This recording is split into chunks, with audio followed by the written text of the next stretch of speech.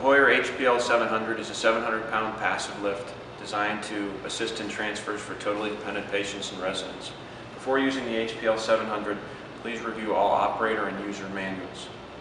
The HPL700 is designed to operate by use of remote, and the remote's going to allow you to raise and lower the lift as well as open and close the base. In addition to the remote, you've got a battery mounted at the rear of the lift, and the lift actually comes with two batteries, one for use and one on the charger, so that you've always got uptime on the lift.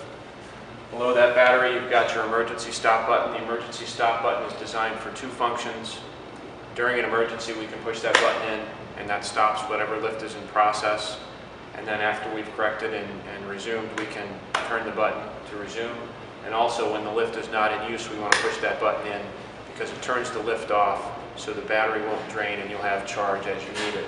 Again, pushing it in turns the lift off, turning that to the right brings the button back out, and you go back about your business. Below that big red button, you've got two emergency up and down locations, and with the tip of a pen, you can push in and actually bypass the control unit to raise and lower the lift in an instance where your remote's not working but you still have power. Below that, you've got two different identifiers. The one on the left is your battery meter, showing the amount of charge remaining in the battery, and the one on the right is your service indicator. When we talk about the battery indicator, we want to ensure that we check the battery for proper charge prior to using the lift. It'll go like a gas gauge on your car from full to 3/4 to half to quarter, and when it gets below that point, it won't have enough charge to conduct a lift. So make sure you check that prior to use.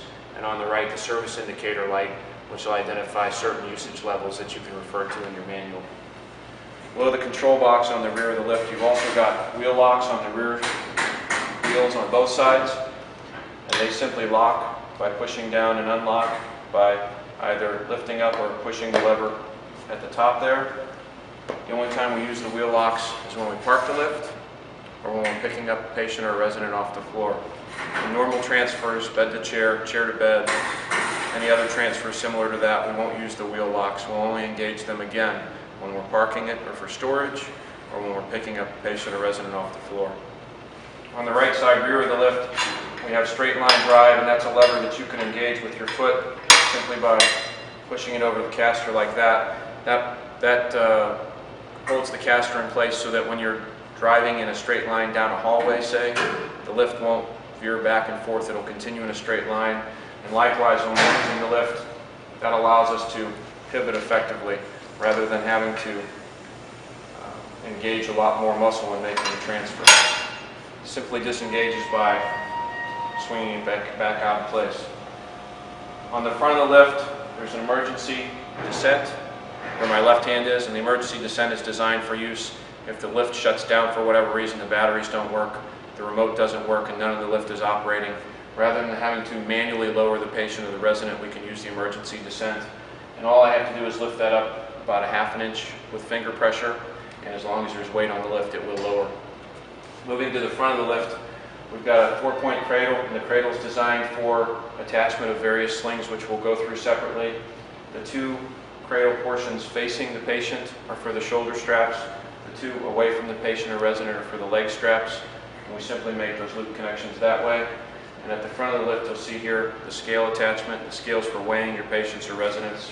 Operationally, on both sides of the scale, it's got an on and zero button. And when we turn that on, it runs diagnostics and begins its process. The zero button, we push the zero button in and hold it until it says the word zero, and it'll actually reset itself. Next to the on and zero button is your pounds and kilograms button. This will actually convert for both weight measurements. And next to that is your recall button. The recall button allows you to recall the last weight that was recorded and saved on the lift. So in theory, when you weigh a resident or patient, that'll save that weight. And if you forget to write it down for whatever reason, you can go back, press the recall button, and go back about your business after having recorded it correctly. On the top of the arm, you'll see here there's a sticker with red for small, yellow for medium, green for large, and blue for extra large. There are color indications for different sizes of slings. The HPL700 will use both the classic style slings and the Joerns professional style slings, as long as they're rated for the appropriate weight, and we have identified the proper size and type of sling for our patient or resident.